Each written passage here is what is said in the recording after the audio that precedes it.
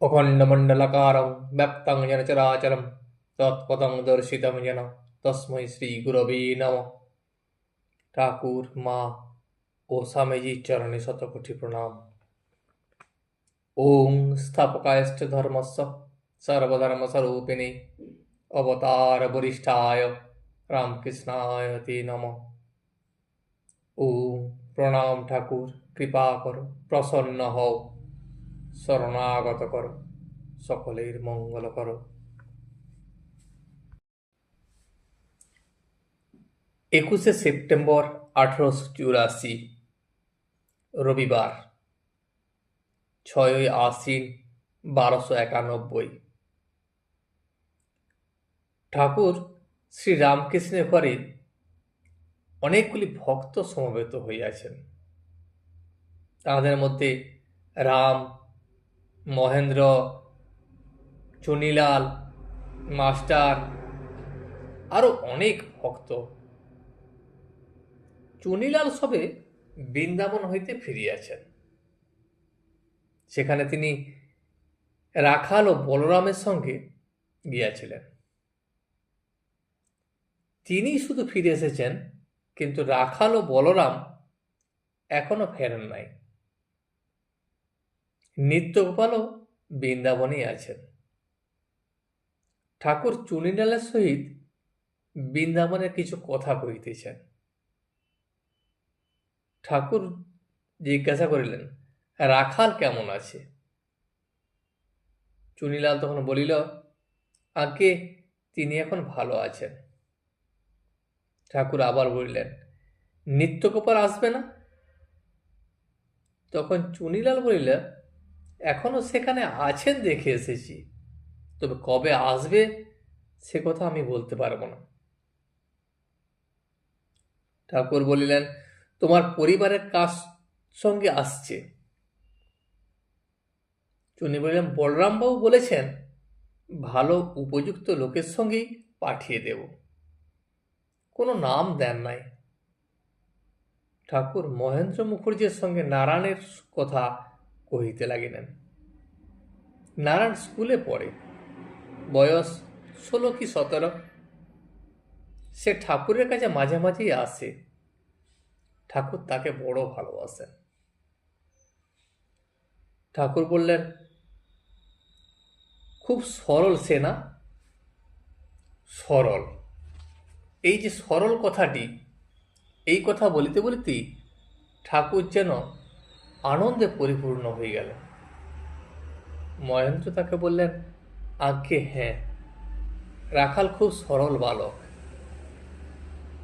ঠাকুর আবার তাকে বললেন, তার মা সেদিন এসেছিলেন। তাকে অভিমানী দেখে আমার খুব ভয় হয়ে গেছিল। তারপর যখন দেখল যে তোমরা এখানে আসো, কাপ্তেন আসে, সে এইসব সেদিন দেখতে পেলে। তখন অবশ্য সে ভাবলে যে শুধু নারায়ণ আসে আর আমি আসি তা নয়। মিছরি এঘর ছিল, তা দেখে আবার বললে, বেশ ভালো মিছরি তো, তবেই জানলে খাবার দাবার এখানে কোনো অসুবিধা নাই। তাদের সামনে বুঝি বাবুরামকে বললুম, নারায়ণের জন্য আর তোর জন্য এই সন্দেশগুলি রেখে দে। তারপর গণির মা ওরা সব বললে, মাগো নৌকা ভাড়ার জন্য যা করে, আমায় বললে যে আপনি নারায়ণকে বলুন যাতে বিয়ে করে।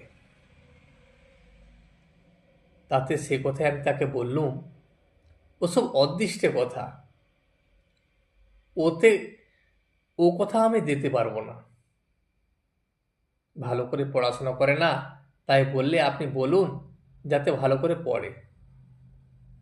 তখন আমি তাকে বললুম, পড়িস রে একটু ভালো করে। তখন আবার সে বললে, ভালো করে বলুন। তখন ঠাকুর চুনিকে বললেন, হ্যাঁ গা, গোপাল আসে না কেন? চুনি বললেন, তার রক্ত আমাশা হয়েছে। ঠাকুর জিজ্ঞাসা করলেন, ওষুধ খাচ্ছে তো? ঠাকুর আজ থিয়েটার দেখতে যাবেন। আজ কলিকাতার স্টার থিয়েটারে চৈতন্য লীলা হবে। সেই জন্য ঠাকুর সেই চৈতন্য লীলা দেখিতে যাবেন। স্টার থিয়েটারে তখন যেন অভিনয় হতো, আজকাল সেখানে কোহিনূর থিয়েটার হয়। মহেন্দ্র মুখুজ্জের সঙ্গে তাহার গাড়ি করিয়া অভিনয় দেখতে যাইবেন। কোনখানে বসলে ভালো দেখা যায় সেই কথা হইতেছে। আবার কেউ কেউ বললেন 1 টাকার সিটে বসলে বেশ দেখা যায়। তখন রাম বললেন, কেন? উনি তো বক্সে বসবেন। ঠাকুর তাহাদের কথাগুলি শুনিতেছেন এবং মনে মনে খুব হাসিতেছেন। কেউ কেউ আর বললেন, বেশ্যারা অভিনয় করে, চৈতন্যদেব, নিতাই, এসব অভিনয় তারাই করে। ঠাকুর তখন ভক্তদিগকে বলিলেন, আমি তাদের মা আনন্দময়ী বলে দেখব, আমি তো সাধারণ চোখে তাদেরকে দেখব না। তারা চৈতন্যদেব সেজেছে তা হলেই বা, ছোলার আতা দেখলে সত্যকার আতার উদ্দীপন হয়। একজন ভক্ত রাস্তায় যেতে যেতে দেখে কতকগুলি বাবলা গাছ রয়েছে। দেখে ভক্তটি একেবারে ভাবাবিষ্ট। তার তখন মনে হয়েছিল যে ওই কাঠে শ্যামসুন্দরের বাগানের কোদালের বেশ বাঁট হয়। অমনি শ্যামসুন্দরকে তার মনে পড়েছে। আর যখন গড়ের মাঠে বেলুন দেখতে আমায় নিয়ে গিয়েছিল, তখন একটি সাহেবের ছেলে একটা গাছে ঠেসান দিয়ে ত্রিভঙ্গ হয়ে দাঁড়িয়েছিল, আর তাকে দেখাও যা, অমনি আমার মধ্যে কৃষ্ণের উদ্দীপন হলো, আর আমি সমাধিস্থ হয়ে গেলাম। চৈতন্যদেব মেড়গা দিয়ে যাচ্ছিলেন, শুনলেন গায়ের মাটিতে খোল তৈয়ার হয়। যেই শোনা, অমনি ভাবাবিষ্ট হয়ে গেলেন। শ্রীমতী মেঘ কি ময়ূরের কণ্ঠ দেখলে আর স্থির থাকিতে পারিতেন না। তাতে কৃষ্ণের উদ্দীপন হয়ে তিনি বাহ্যশূন্য হয়ে যেতেন। ঠাকুর একটু চুপ করিয়া বসিয়া আছেন। কিয়ৎক্ষণ পরে আবার কথা কহিতেছেন। শ্রীমতীর মহাভাব, গোপী প্রেমে কোনো কামনা নাই। যারা ঠিক ভক্ত যে, সে কোনো কামনা করে না, কেবল শুদ্ধা ভক্তি প্রার্থনা করে। কোনো শক্তি কি সিদ্ধায় কিছুই সে চায় না।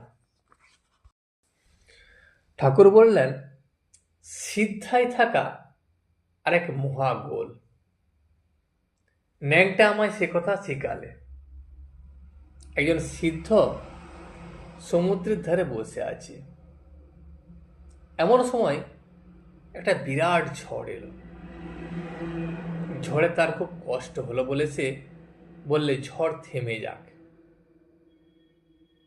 সে সিদ্ধায়, অতএব তার বাক্য মিথ্যা হবার নয়। একখানা জাহাজ পাল ভরে যাচ্ছিল, আর ঝড় হঠাৎ যখন থেমে যাও, জাহাজ টুপ করে ডুবে গেল। এক জাহাজ লোক সেই সঙ্গে ডুবে গেল। এখন এতগুলি লোক যাওয়াতে যে পাপ হলো, সব তো ওরই হলো। আর সেই পাপে সিদ্ধায়ও গেল, আবার নরকবাসও হলো। একটি সাধুর খুব সিদ্ধাই হয়েছিল, আর সেই জন্য তার খুব অহংকার হয়েছিল। কিন্তু সাধুটি লোক ভালো ছিল, আর তপস্যাও ছিল। ভগবান ছদ্মবেশে সাধুর বেশ ধরে একদিন তার কাছে এলেন। এসে বললেন, মহারাজ, শুনেছি আপনার খুব সিদ্ধাই হয়েছে। সাধু তখন খাতির করে তাকে বসালেন। এমন সময় একটা হাতি সেখান দিয়ে যাচ্ছে। তখন নূতন সাধুটি তাকে বললেন, আচ্ছা মহারাজ, আপনি যদি মনে করেন তাহলে এই হাতিটিকে মেরে ফেলতে পারেন। সাধু বললেন, এসা হনে সকতা।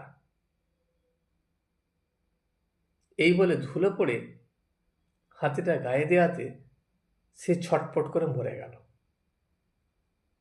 সে তখন হাসতে লাগলো। তখন যে সাধুটি এসেছে সে বললে, আপনার কি শক্তি, হাতিটাকে মেরে ফেললেন। তখন ও সাধুটি বললে, আচ্ছা হাতিটাকে আবার বাঁচাতে পারেন? সে আবার বললে, ওভি হনে সকতা হ্যায়। এই বলে আবার চাই ধুলা পড়ে দিলে অমনি হাতিটা ধড়মড় করে উঠে বসলো। তখন এই সাধুটি বললে, আপনার কি শক্তি, কিন্তু একটা কথা জিজ্ঞাসা করি, এই যে হাতি মারলেন আবার হাতি বাঁচালেন, আপনার কি কোনো উন্নতি হলো? আপনার কি হলো? এতে কি আপনি ভগবানকে পেলেন? এই কথা বলিয়া সাধুটি অন্তর্ধান হলেন। ধর্মের সূক্ষ্ম গতি। একটু কামনা থাকলে ভগবানকে পাওয়া যায় না। ছুঁচের ভিতর সুতা যাওয়া যদি একটু রো থাকে তাহলে আর হয় না। কৃষ্ণ অর্জুনকে বলেছিলেন, ভাই, আমাকে যদি লাভ করতে চাও তাহলে অষ্টসিদ্ধির একটা সিদ্ধি থাকলেও হবে না। কি জানো, সিদ্ধায় থাকলে অহংকার হয়, তখন ঈশ্বরকে ভুলে যায়।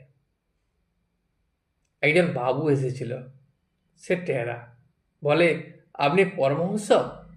তা বেশ, একটু সস্তায়ন করতে হবে।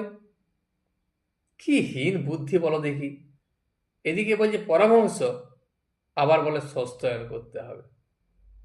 তা সস্তায়ন করা কি ভালো? সেসব সিদ্ধায়ের কাজ।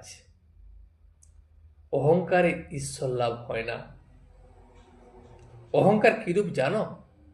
যেন উঁচু ঢিপি, সেখানে বৃষ্টির জল জমে না, গড়িয়ে যায়। নিচু জল জমিতে জল জমে আর অঙ্কুর হয়, তারপর গাছ হয়, তারপর ফল হয়। হাজরাকে তাই বলি, আমি বুঝেছি আর সব বোকা, এ বুদ্ধি কখনো করো না। সকলকে ভালোবাসতে হয়, কেউ পর নয়। সর্বভূতেই সেই হরি আছেন, তিনি ছাড়া আর কিছুই নাই। প্রহ্লাদকে ঠাকুর বললেন, তুমি বর নাও।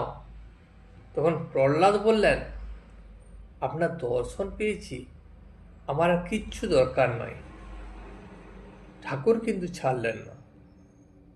তখন প্রহ্লাদ বললেন, যদি বর দেবে তবে এই বর দাও, আমায় যারা কষ্ট দিয়েছে তাদের অপরাধ যেন না হয়।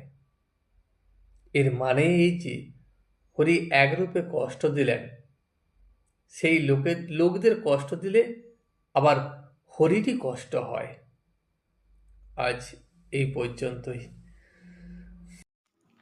ভিডিওটি শেষ পর্যন্ত দেখার জন্য আপনাকে অসংখ্য ধন্যবাদ। ভিডিওটি যদি আপনার ভালো লেগে থাকে তাহলে একটা লাইক, কমেন্ট এবং বন্ধুর সাথে শেয়ার করে দেবেন। সাবস্ক্রাইব করে পাশে থাকা বেল আইকনটি বাজিয়ে দেবেন, যাতে আপনাদের নতুন ভিডিওগুলি সর্বপ্রথম আপনার কাছে পৌঁছে যায়। জয় শ্রী রামকৃষ্ণ, জয় শ্রী রামকৃষ্ণ, জয় শ্রী রামকৃষ্ণ।